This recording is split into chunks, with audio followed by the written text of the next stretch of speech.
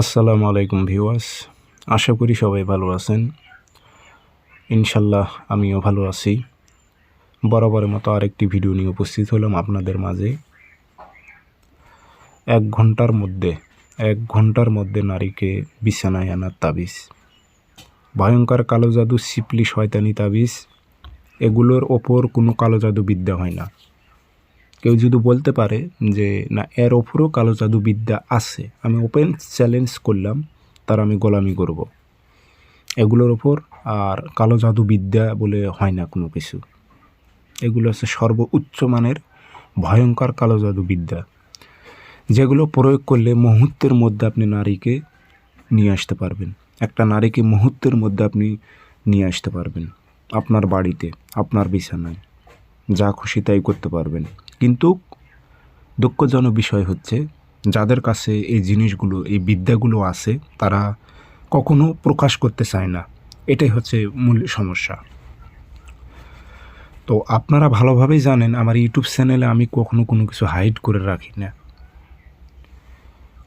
তো ইনশাল্লাহ এটাও আমি হাইড করে রাখবো না। আমি নিয়ম বলে দেব, আপনারা প্রয়োগ করতে পারবেন।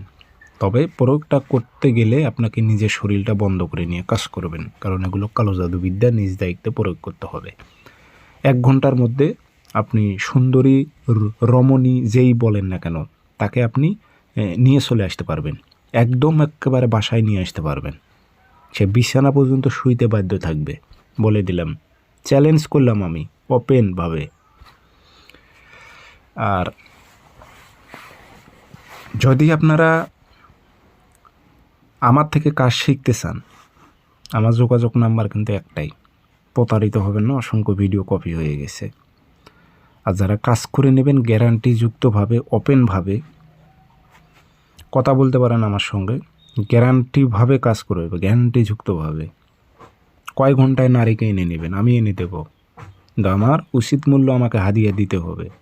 আপনি কাজ করে নেবেন 1 ঘন্টায়, 3 ঘন্টায়, কিন্তু টাকা দিতে পারবেন না, তাও তো হবে না ভাই। আমার পারিশ্রমিক আমাকে দিতে হবে। যাই হোক, আমার যোগাযোগ নাম্বার 0133152703 ইমো আছে, হোয়াটসঅ্যাপ আছে, হোয়াটসঅ্যাপে কথা বলতে পারবেন। 0133152703 ইমো, হোয়াটসঅ্যাপ আছে।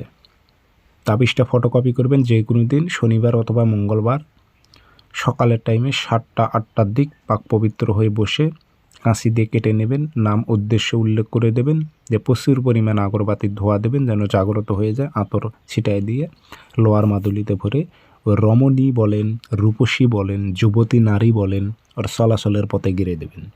যখনই ও পাড়া দিয়ে যাবে, ও আউলা বাউলা শুরু হয়ে যাবে।